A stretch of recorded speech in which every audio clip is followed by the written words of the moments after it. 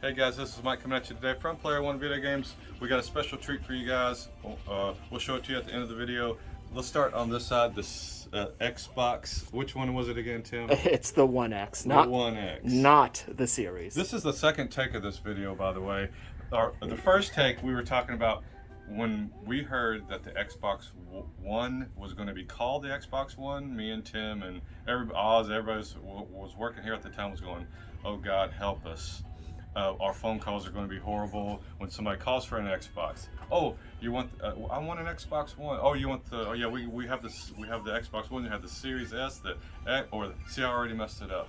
Yeah. Or the original Xbox. It's just horrible, right? Yeah. So I wish they would have kept going from the 360 to like this, even just say 720. You know, I don't know, something or anything, but what they did. Never mind. All right, let's go. All right, PS4 Slim. We got in stock. Yep. And this stuff right here, believe it or not, Jessica has been working on stuff in the back for the last month. And this is pretty much all the box stuff she's found back there that's been hiding. She's pulled out and kind of put together. Like we had this cartridge, but we didn't have this box, but we had it over here. It was all separated out. But you know, on this stack, you might not think this, but this Ken Griffey right here, the first time I saw it was at Toys R Us being played on the display. And I thought, wow, this game at the time was to me a system seller. It was that good. It was really, really, the graphics were awesome. You know, you gotta remember, I had a Neo Geo at the time, and Baseball Stars on the Neo Geo was amazing. And then when Baseball Stars 2 came out, that was just like, wow. And this kind of reminded me of Baseball Stars 2, you know, in that regard. But I love the Neo Geo stuff. And you know, the Super Nintendo was, the graphic wise, was in the ballpark of the Neo Geo kinda, just not play wise. But this game is awesome if you've never played it. And then we got a Genesis stack over here, got some good stuff. One cool thing about this Castle of Illusion, when I bought it brand new, when it came out, you know, the game pace is a little slow on this, but what was so cool about it that I've never seen in a video game before up to that point was when Mickey was at a lead. You know, Sonic did it, but when Mickey was at an edge, he would do his arms like this, and that was just cool to see because you weren't touching the controller and he was still doing something. That was really cool on that game when I played it. And then we got some more Super on this side, and N64 on the bottom there. Yep. Hey, Perfect Arkham box, that's something. Yeah, got some good stuff.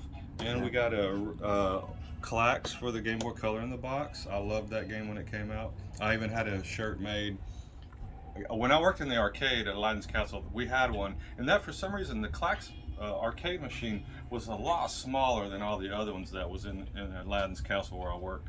And that's just the way it was. But I loved that game. I would play it. It didn't get much play in that arcade. Not too many people played it. At the time, nobody wanted to play like a Tetris puzzle in an arcade. They wanted to play Street Fighter or whatever was out at that time. But Clax, I love that game. I still play it all the time. I even had a shirt that says it's the 90s and there's time for Clax or whatever it says. I forget. So, but that's a pretty cool game. If you've never tried Clax, it's worth a shot. We finally have an original Xbox in. We just talked about this yesterday. We don't ever get these in anymore. So this is becoming, believe it or not, a little bit of a rare item these days, and here at least. We generally have PS2s in stock, generally have cubes in stock. Xboxes, we don't. But let's talk about this PCFX, right? This thing came out only in Japan. I don't think it had an American release at all, did it, Tim? I don't know, but would not surprise me. I'm pretty sure it didn't. I think I would remember if it did have an American release. It was a blip, and I don't remember it. But I think it was only in Japan. And it's, you know, PCFX. It looks like a mini PC, doesn't it? But over there they call the TurboGrafx the PC Engine. So that was just a name that they use. You know, they like to put like a sentimental graffiti, you know, stuff like that. Yeah, all the visual novels and whatnot. But this was a disc-based machine. It was came after the TurboGrafx CD, of course. This was supposed to be its big successor, and it's a CD-based system mainly, but It was, I never even really heard of this thing probably until eBay came out. And eBay like in '99, you know, the internet kind of hit, and I started doing a little bit of looking, and I go, PCFX, what the HE double toothpicks is that, you know? This is only the second one we've ever had in the shop. It can play burn games, so the guy who traded it in we have 3 burn games with it that we'll throw in with it. We don't have any originals, but this thing works great. It's the controller that it comes with. So like I said, this is only the second one we've had in 12 years. So but if you want to check it out, come on down to Player One. It'll be a great time.